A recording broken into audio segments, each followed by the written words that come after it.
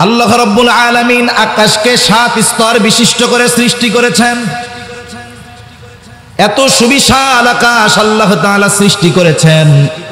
প্রথম আকাশ যেটা মুফাসসিরিনে কেরাম বলেন এটা হলো সবচাইতে ছোট, বড়গুলার হিসাব বাদ দেন, এর পরেরটা এর দ্বিগুণ, এর পরেরটা এর দ্বিগুণ, ওর দুগুণ, এভাবে সপ্ত আকাশের সুবিশালতা কত বেশি। বাকি 6টা থাক, আমরা প্রথম আসমান নিয়ে একটু আলোচনা করি। আল্লাহ তাআলা বলেন আল্লাযী খালাকা সাবআ সামাওয়াতিন তিবাকা। আল্লাহ রাব্বুল আলামিন 7 স্তর বিশিষ্ট আকাশ সৃষ্টি করেছেন। আবার এই সৃষ্টি শৈলী কত সুন্দর। আল্লাহ তাআলা জমিনকে সুসজ্জিত করেছেন সবুজ রং দ্বারা। যত সৃষ্টি আছে গাছগাছালি সব সবুজ, জান্নাতের কালারও সবুজ। আবার আসমানকে আল্লাহ তাআলা সৃষ্টি করেছেন বিভিন্ন রঙের। কিছু কিছু সময় দেখা যায় পুরা নীল, কিছু কিছু সময় থোকায় থোকায় সাদা মেঘ। আপনি যদি একা একা একটু চোখ বুজে চিন্তা করেন, আকাশটা যদি সবুজ হতো, জমিনের এই গাছগাছালিগুলো যদি নীল হতো কেমন লাগতো? একটু একা একা চিন্তা করে দেখবেন না।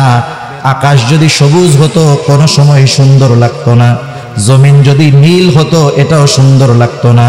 তার মানে আল্লাহ তাআলা প্রত্যেকটা বস্তু এমন ভাবে সৃষ্টি করেছেন যেটাকে যেভাবে সৃষ্টি করলে সুন্দর হয় হুবহু অনুরূপ ভাবেই আল্লাহ তাআলা সৃষ্টি করেছে। এখন এই প্রথম আসমান আল্লাহ তাআলা এইগুলাকে সুসজ্জিত করেছেন কিসের দ্বারা? আল্লাহ রাব্বুল আলামিন বলেন আমি এই দুনিয়ার আকাশকে নক্ষত্রপুঞ্জ দ্বারা সুসজ্জিত করেছি, নক্ষত্রমালা দ্বারা সুসজ্জিত করেছি। এর মধ্যে আমাদের জন্য যেই 2টা বেশি কাজে লাগে এটা হলো চন্দ্র আর সূর্য। আল্লাহ তাআলা বলেন আলাম তারাউ কাইফা খালাকাল্লাহু সাবআ সামাওয়াতিন তিবাকা ওয়া জাআলাল কমারা ফীহিন্না নূরাও وَجَعَلَ الشَّمْسَ سِرَاجًا। আল্লাহ তাআলা বলেন আমি চাঁদকে সৃষ্টি করেছি আলো হিসাবে, আর সূর্যকে সৃষ্টি করেছি প্রদীপ হিসাবে, প্রজ্বলিত আলো হিসাবে। চাঁদ মূলত সূর্য থেকে আলো পায়। আবার আল্লাহ তাআলা চাঁদ এবং সূর্যের জন্য নির্দিষ্ট একটি কক্ষপথ রেখে দিয়েছেন। একেবারে যেই রাস্তা ওদের জন্য নির্ধারিত করেছেন আল্লাহ তাআলা সৃষ্টির পরে, চাঁদ এবং সূর্য যথারীতিভাবে তাদের ওই পথ দিয়েই পথ অতিক্রম করে। কখনো এমন হয় না যে একটু ডানে বামে গিয়ে তারা পথ অতিক্রম করে। যদি করত তাহলে পৃথিবীর ব্যালেন্স নষ্ট হয়ে যেত। আল্লাহ তাআলা বলেন والشمس تجري لمستقر لها ذلك تقدير العزيز العليم। আল্লাহ রাব্বুল আলামিন মূলত সূর্যের জন্য যেই কক্ষপথ নির্ধারিত করে রেখেছেন সেই জায়গা দিয়েই সূর্য আবর্তিত হয়, ঘুরতে থাকে, কাছেও আসে না দূরেও আসে না। শীতের সময় কোন জায়গা থাকবে, গরমের সময় কোন জায়গায় থাকবে, তার জন্য সব নির্ধারিত করা আছে। এখন যদি সূর্যটা একটু কাছে আসতো, এখন যত দূরে আছে তার থেকে যদি একটু কাছে আসতো, বিজ্ঞান বলে সূর্যের তাপ পৃথিবীবাসীর উপরে এত বেশি পড়তো যে মানুষ পৃথিবীতে বসবাস করতে পারতো না, গোটা পৃথিবীটা মরুভূমিতে পরিণত হয়ে যাইত। আবার চন্দ্রটা আল্লাহ তাআলা যেই জায়গায় সেটিং করে রাখছেন, ওর যেই কক্ষপথ, ওর থেকে যদি আরেকটু কাছে চন্দ্রটা থাকতো, কারণ চন্দ্রের উপরে নির্ভর করেই জোয়ার ভাটা হয়। চন্দ্র যদি আরেকটু কাছে থাকতো তাহলে প্রতিদিন এই পৃথিবী 1-2 বার পানি দ্বারা ধৌত হয়ে যাইত। এজন্য আল্লাহ তাআলা তার প্রত্যেকটা সৃষ্টিকে যথাযথভাবে যথাস্থানে সেটিং করে আল্লাহ তাআলা রেখে দিয়েছেন। তাহলে এই চন্দ্র এবং সূর্যের ব্যাপারে আমরা জানি, সূর্যের থেকে আমরা আলো পাই। এই সূর্যটা কত বিশাল! বিজ্ঞান বলে সূর্য পৃথিবী থেকে 13,09,30,00,000 মাইল দূরে অবস্থিত। এই পৃথিবীটা বাস্তবেই ছোট। তার মানে এই পৃথিবী থেকে সূর্যের দূরত্ব হলো 9,30,00,000 মাইল। আর সূর্যের বড়ত্ব কত বেশি? বিজ্ঞান বলে এই সূর্যটা পৃথিবীর চাইতে 13 লক্ষ গুণ বড়। তার মানে সূর্যের ভিতরে 13 লক্ষ পৃথিবীকে ঢুকায় রাখা যাবে। আর এই সুবিশাল সূর্যটাকে একটা ছোট্ট সিদ্ধ হাঁসের ডিমের মতো লাগার কারণ কি? দূরত্বের কারণে। অনেক বড়, কিন্তু দূরত্বের কারণে এই সুবিশাল সূর্যটাকে ছোট্ট দেখা যায়। এই সুবিশাল সূর্য থেকে পৃথিবীর দূরত্ব 9,30,00,000 মাইল। বিজ্ঞান বলে সূর্যের আলো পৃথিবীর কেন্দ্রে পৌঁছাইতে সূর্যের আলো সময় লাগে 8 মিনিট 30 বা 34 সেকেন্ড। কোন হিসাবে? বলে আলোর গতি হলো সেকেন্ডে 1,86,000 মাইল। 1,86,000 মাইল আলো প্রতি সেকেন্ডে অতিক্রম করে। এই হিসাবে সূর্যের কেন্দ্র থেকে পৃথিবীর কেন্দ্রতে সূর্যের আলো পৌঁছাইতে সময় লাগে 8.5 মিনিট। 9,30,00,000 মাইল পথ পাড়ি দিয়ে 8.5 মিনিটে সূর্যের আলো পৃথিবীতে চলে আসে। এবার আমরা রাতের বেলা যখন পরিষ্কার আকাশ, এই পরিষ্কার আকাশে মিটমিট করে তারা জ্বলতে দেখা যায়। আল্লাহ রাব্বুল আলামিন অগণিত তারকার দ্বারা পৃথিবীকে সুসজ্জিত করেছেন। আল্লাহ তাআলা বলেন, ইন্না যায়্যানাস সামাআদ দুনিয়া বিজিনাতিনিল কাওয়াকিব।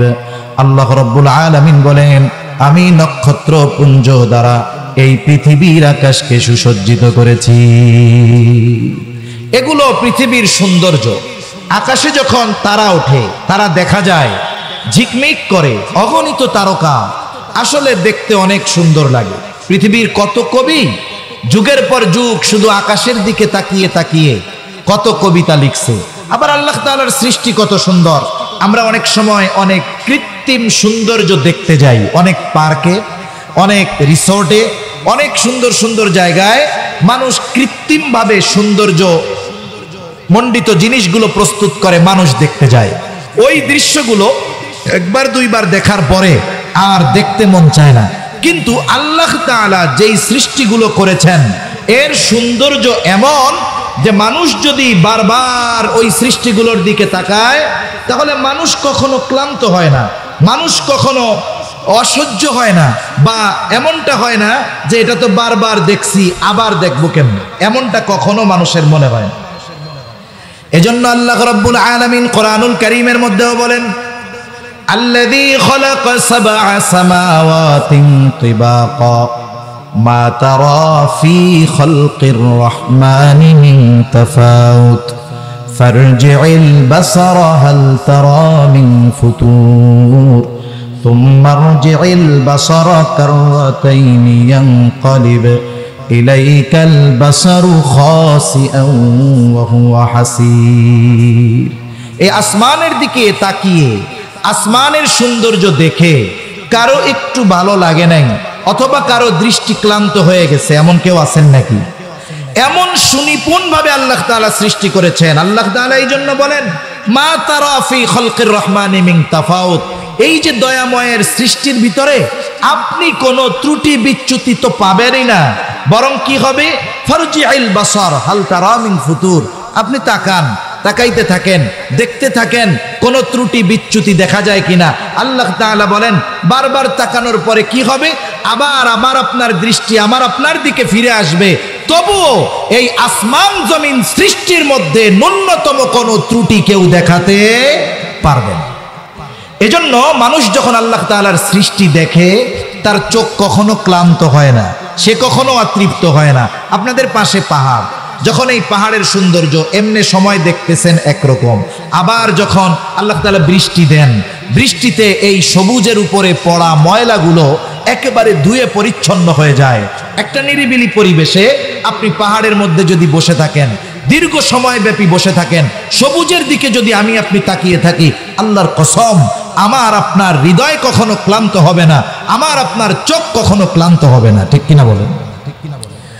তাহলে আল্লাহ তাআলা দুনিয়ার আসমানকে নক্ষত্রপুঞ্জ দ্বারা সুসজ্জিত করেছেন।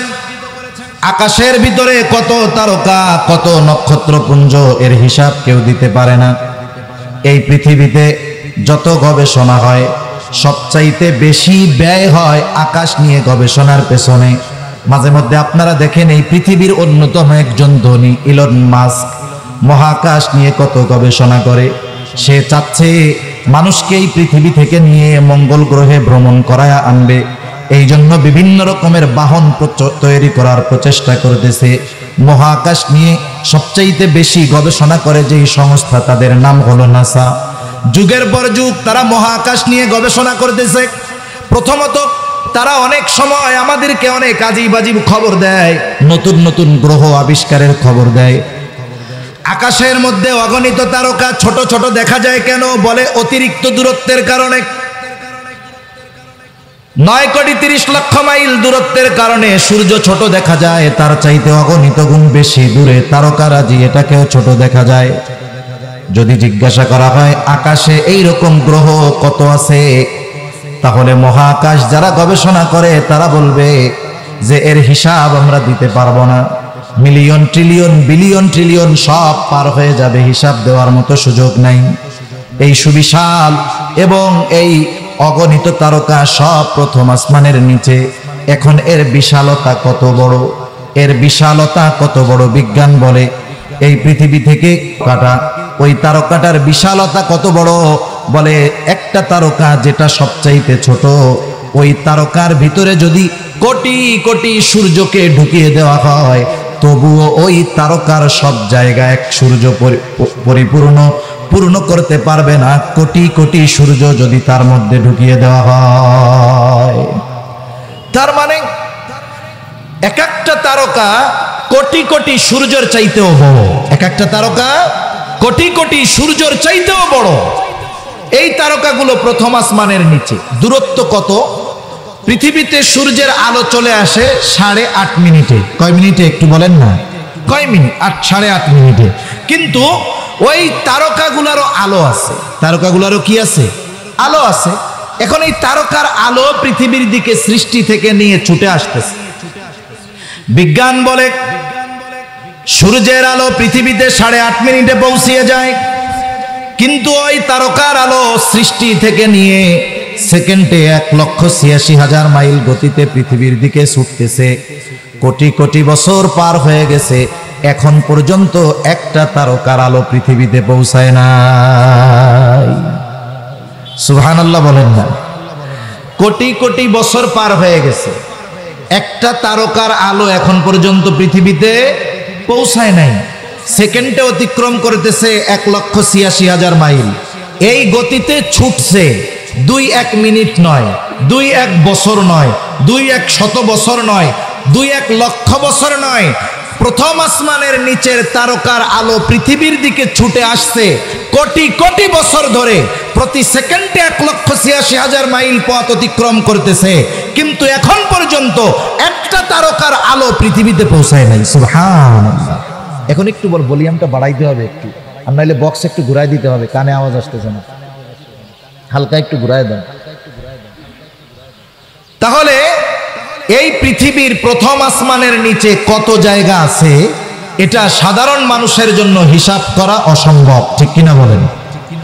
এখন বলেন তো, আল্লাহ রাব্বুল আলামিন যদি তার বান্দাদেরকে দুনিয়া 10 গুণ নয়, দুনিয়ার 100 গুণ পর্যন্ত এক একটা জান্নাত আল্লাহ তাআলা দেয়, প্রথম আসমানের নিচে যেই জায়গা আছে সেই জায়গাগুলো শেষ হবে নাকি?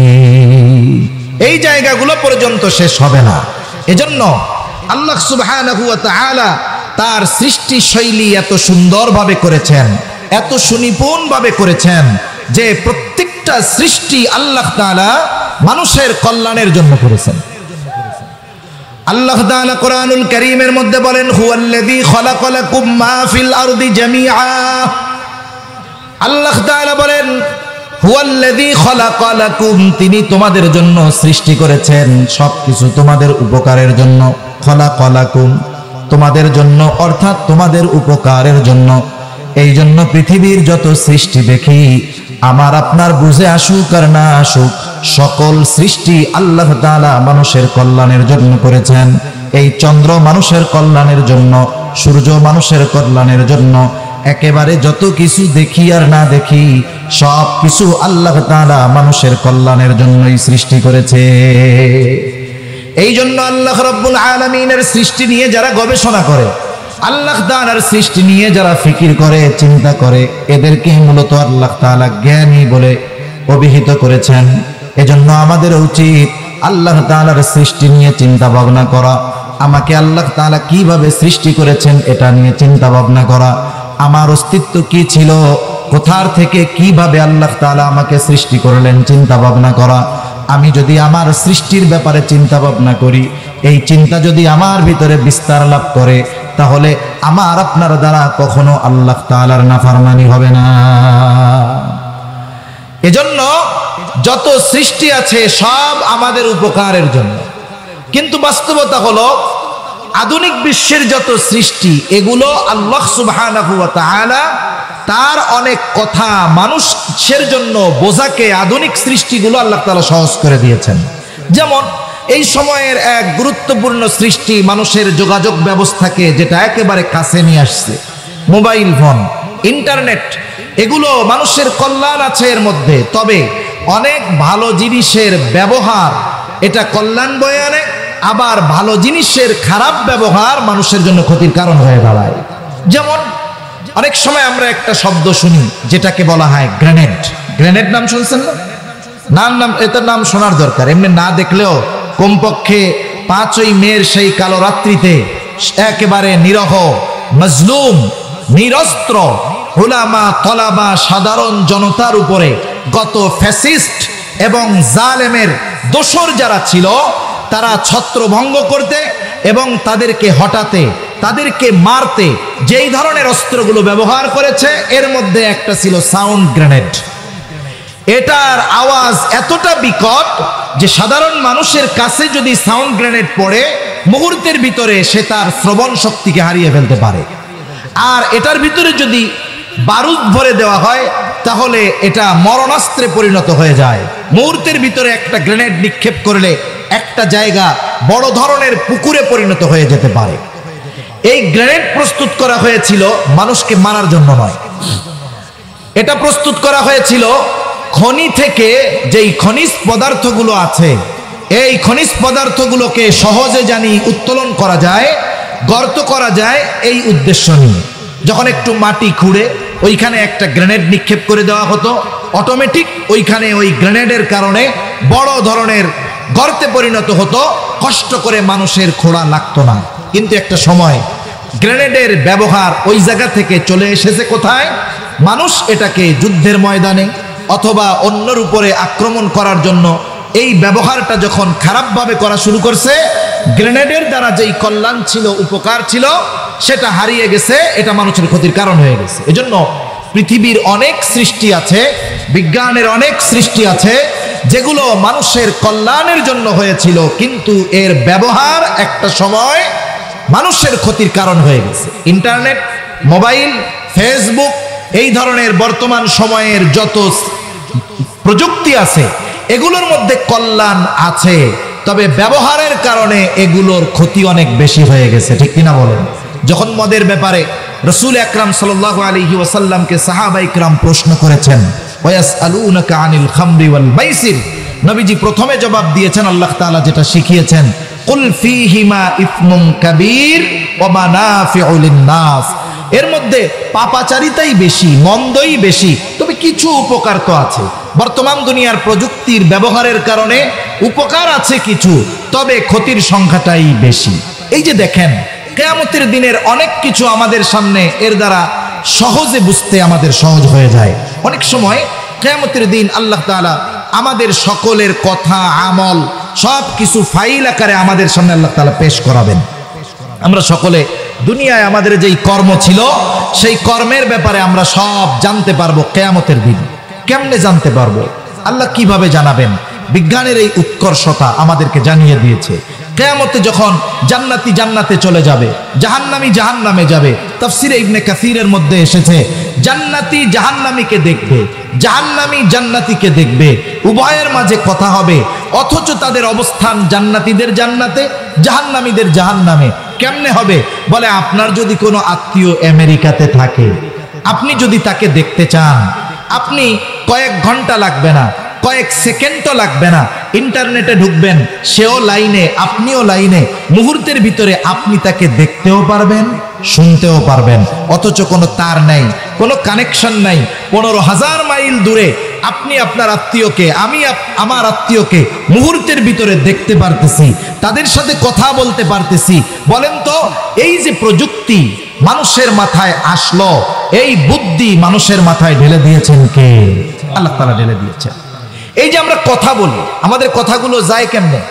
আমাদের কথাগুলো মূলত নেটওয়ার্কিং সিস্টেমকে ব্যবহার করে বাতাসের মাধ্যমে সেকেন্ডের ভিতরে আমার আপনার কথা 15,000 কিলোমিটার দূরে পৌঁছিয়ে দেওয়া হয়। হযরত সুলাইমান আলাইহিস সালামের একটা ঘটনা আছে না, বিলকিসের সিংহাসন নিয়ে আসতে হবে, মুহূর্তের ভিতরে একজন হাজিরও করে ফেলছে। একটু চিন্তা করেন, এই শব্দের ওজন আছে। আমরা এই শব্দটা যখন বলি মোবাইলে, হুবহু আমার বলা শব্দটা ওইখানে গিয়ে পৌঁছায়। আমি যেই কণ্ঠে বলি, আমি যেই টোনে বলি, আমি যেই ভয়েসে বলি, হুবহু সেই টোনে, সেই ভয়েসে 15,000 কিলোমিটার দূরে 1 সেকেন্ডও লাগে না আমার আপনার আওয়াজ পৌঁছে যায়। ঠিক কিনা বলেন? আল্লাহ তাআলা মানুষের মাথায় কত বুদ্ধি দিয়েছেন। এই যে কথা, এগুলো ধ্বংস হয়ে যায় না। আল্লাহ রাব্বুল আলামিন কিয়ামতের দিন আমার আপনার সব কথা, সব কর্মকে সন্নিবেশিত করে আমলনামা হিসাবে আমাকে আপনাকে দিবেন। শুধু তাই না, আল্লাহ তাআলা কোরআনুল কারীমের মধ্যে জানিয়ে দেন যে আমাদের কথা সংরক্ষণ করার জন্য একজন ফেরেশতা সর্বদা তৎপর আছে। আল্লাহ তাআলা বলেন, মা ইয়ালফিযু মিন কওলিন ইল্লা লাদাইহি রাকীবুন আতীদ। আল্লাহ রাব্বুল আলামিন বলেন, মা ইয়ালফিযু মিন কওল, মানুষ যা জবান থেকে নিক্ষেপ করে, অর্থাৎ মানুষ যেই কথাগুলো বলে, আমরা যেই কথাগুলো উচ্চারণ করি, এগুলো হারিয়ে যায় না। একজন সদা তৎপর একজন ফেরেশতা আছে, ওগুলোকে সংরক্ষণ করে। বিজ্ঞান কি বলে? বিজ্ঞান বলে মানুষ যেই কথা উচ্চারণ করে, কথাগুলো হারিয়ে যায় না। পৃথিবীর শুরু থেকে নিয়ে যত কথা এখন পর্যন্ত পৃথিবীর মধ্যে মানুষ উচ্চারণ করেছে, সব কথাগুলো বাতাসের মধ্যে ভেসে বেড়াচ্ছে। সব কথাগুলো আছে কোথায়? বাতাসে। এমনও নাকি গবেষণা চলতেছে যে এই পৃথিবীর ভয়েসগুলো থেকে, আওয়াজগুলো থেকে পৃথিবীর অতীতে যত বড় বড় মনীষী গত হয়ে গিয়েছেন, তাদের আওয়াজ, তাদের ভয়েস, তাদের টোনকে আলাদা করে বের করার চেষ্টা করা হচ্ছে। তার মানে কথা বাতাসে আছে, এটা বিজ্ঞান স্বীকার করে এবং প্রযুক্তিও এটা বলে। আমার আপনার কথা মুহূর্তের ভিতরে বাতাসের মাধ্যমে পৌঁছিয়ে যাচ্ছে 15,000 কিলোমিটার দূরে। কথাগুলো বাতাসে আছে। বলেন তো, কিয়ামতের দিন আল্লাহ তাআলা যদি বলে যে রাউজানের গহিরার আব্দুর রহমান দুনিয়ায় যত কথা বলেছে, বাতাস সব কথাগুলোকে আলাদা করে আমার সামনে হাজির করো, বলেন তো আল্লাহ তাআলার জন্য এটা সহজ না কঠিন? শুধু সহজ না, এটা আল্লাহ তাআলার জন্য অতি সহজ। এজন্য এই ধরনের বিজ্ঞান আমাদের আখিরাত বোঝার ক্ষেত্রে অনেক সহজতা এনে দিয়েছে। কিন্তু আফসোস, এটাকে আমরা গোনার আসবাব হিসাবে গ্রহণ করে ফেলেছি। ফেসবুকটাকে গোনার আসবাব হিসাবে গ্রহণ করেছি, ইন্টারনেটকে আমি আপনি গোনার আসবাব হিসাবে গ্রহণ করে ফেলেছি, মোবাইলটাকে আমি আপনি গোনার আসবাব হিসাবে গ্রহণ করে ফেলেছি। কিন্তু আমি যদি এর ব্যবহার যথাযথভাবে করতাম, তাহলে দেখা যাইতো এর দ্বারা আমি উপকৃত হতে পারতাম, আমার আখিরাত বোঝা সহজ হতো, আমার দাওয়াতের ক্ষেত্রে এই প্রযুক্তি আমি কাজে লাগাতে পারতাম। কিন্তু আফসোস, বিজ্ঞানকে আমরা যথাযথভাবে ব্যবহার করতে পারতেছি না। আরেকটা বিষয় হলো, ইসলামের সাথে বিজ্ঞানের কোনো সংঘর্ষ নাই। আপনি যদি ওসমানী খেলাফতের দিকে নজর দেন, আজ থেকে 100 বছর আগে ওসমানী খেলাফতের একেবারে পতন হয়েছে, 100 বছর আগে। অথচ ওসমানী খেলাফতের সময় মুসলমানদের মাধ্যমে বিজ্ঞান সর্বোচ্চ উৎকৃষ্ট স্থানে পৌঁছিয়ে গিয়েছিল। আজকের ইউরোপ সভ্য হয়েছে 200-250 বছর আগে। 100 বছর আগে এরা সভ্যতা শিখেছে, বিজ্ঞান শিখেছে। ইউরোপ আমেরিকার বড় বড় ইউনিভার্সিটিগুলোর ভিতরে মুসলমান মনীষীদের বই নিয়ে তারা বিজ্ঞানকে চর্চা করেছে। ওসমানী খেলাফত ধ্বংস করে দেওয়ার মাধ্যমে মুসলমানদের যত গবেষণাগার ছিল, মুসলমানদের যত শিক্ষার আসবাব ছিল এগুলো সব তারা ধ্বংস করে ওই তথ্যগুলো, বইগুলো, জ্ঞানগুলো নিজেরা নিয়ে নিজেদের জ্ঞানকে সমৃদ্ধ করেছে। আর মুসলমানদের উপরে এই জ্ঞানের, বিজ্ঞানের অপপ্রয়োগ এই অমুসলিমেরা করেছে। অথচ উচিত ছিল আমরা মুসলিম বিশ্বের যারা আছি আমাদেরও এই বিষয়গুলো নিয়ে গবেষণা করা, নিজেদের শক্তি অর্জন করা, আধুনিকতার সাথে এই বিজ্ঞানকে ব্যবহার করে পৃথিবীর সর্বোচ্চ শক্তিতে পরিণত হওয়া, এটা আমাদের দরকার ছিল। কিন্তু আফসোস, অবস্থা, পরিবেশ যেই সমস্ত মুসলিম দেশগুলাকে আল্লাহ তাআলা সম্পদে সমৃদ্ধশালী করেছেন, এরা এদের বাস্তবতাকে ভুলে গিয়ে ওই অমুসলিমদের দাসত্ব গ্রহণ করার কারণে মুসলমানদের হাতে পৃথিবীর চালিকা শক্তি থাকার পরেও মুসলমানেরা উন্নতি, অগ্রগতি, বিজ্ঞানের উৎকর্ষতার দিক দিয়ে মাথা উঁচু করে দাঁড়াতে পারতেছে না। এ পৃথিবীর চালিকা শক্তি কি? এ পৃথিবীর চালিকা শক্তি হলো স্বর্ণ, পৃথিবীর চালিকা শক্তি হলো তেল। আল্লাহ তাআলা এই ধরনের খনিজ পদার্থ মুসলিম বিশ্বকে দান করেছিলেন, কিন্তু তারা যথাযথভাবে কাজে লাগাতে পারে নাই। তবে এখনো যদি মুসলিম বিশ্বের দেশগুলো আল্লাহ তাআলার দিকে ধাবিত হয়, যথাযথভাবে আল্লাহ তাআলার উপরে ঈমান আনে, সাথে সাথে আল্লাহ সুবহানাহু ওয়া তাআলাকে যথাযথভাবে ভয় করে, আশা করা যায় মুসলমানেরা এই পৃথিবীর বিজ্ঞানের উৎকর্ষতার দিক দিয়ে সর্বোচ্চ স্থানে যাবে এবং এই পৃথিবীকে সর্বদিক দিয়ে শাসন করতে তারা পারবে ইনশাআল্লাহ। কি বলেন, পারবে না? আমরা যদি সম্প্রতি সময়ের একটা হিসাবের দিকে তাকাই, আফগানিস্তানের দিকে যদি দেখি, তাহলে কি দেখব? আমেরিকা একটা দেশকে পুরা শেষ করে দিয়ে গিয়েছে, তাদের রিজার্ভ সব নিয়ে গিয়েছে, একেবারে রিক্ত হস্তে তাদেরকে রেখে গিয়েছে। কিন্তু কিছু আল্লাহওয়ালা মানুষ, কিছু দিনদার মানুষ, কিছু খোদাভীরু মানুষ ওই দেশের রাষ্ট্র ক্ষমতা গ্রহণ করেছে এবং এটাকে তারা আমানত হিসাবে নিয়েছে। এই জন্য 2 বছর পার হতে পারে নাই, তাদের মুদ্রা পৃথিবীর মধ্যে সবচাইতে দ্রুততার সাথে মুদ্রার মান বাড়তেছে। প্রতিনিয়ত নতুন নতুন উদ্ভাবনী আমরা তাদের মাধ্যমে দেখতে পাচ্ছি। আধুনিক প্রযুক্তি সম্পন্ন বাহন তারা আবিষ্কার করতেছে, অথচ দেখেন তাদের লেবাস আমাদের মতো, মাথায় পাগড়ি, গায়ে জামা, মুখে দাড়ি। আমরা যাদেরকে মনে করতাম এদের কাজ হলো শুধু মসজিদ আর মাদ্রাসা, আর কোথাও নাই, অথচ এই মানুষগুলো এই পৃথিবীর অর্থনীতিকে সমৃদ্ধ করার কাজ করতেছে, এই পৃথিবীর প্রযুক্তিকে আপগ্রেড করার কাজ এই মোল্লাদের মাধ্যমে হচ্ছে। বাস্তবতা হলো আমরা আমাদের সোনালী অতীতকে জানি না। আমরা যদি জানতাম তাহলে চিকিৎসা বিজ্ঞান আমাদের হাতে থাকতো। আমরা শুধু ইবনে সিনার কথা শুনি, বু আলী সিনার কথা শুনি। এই ইবনে সিনাকে চিকিৎসার জনক বলা হয়, অথচ এই ইবনে সিনার ব্যাপারে আমরা জানি না। পশ্চিমা বিশ্ব ইবনে সিনার যত পাণ্ডুলিপি সমস্ত কিছুকে নিয়ে তাদের ভাষায় অনুবাদ করে তারা তাদের চিকিৎসা বিজ্ঞানকে কত হাই লেভেলে নিয়ে গিয়েছে, কিন্তু আমাদের খবর নেই। তারপরে বীজগণিত নিয়ে, রসায়ন নিয়ে, পদার্থ বিজ্ঞান নিয়ে প্রত্যেক জায়গায় মূল ভূমিকা ছিল মুসলমানদের।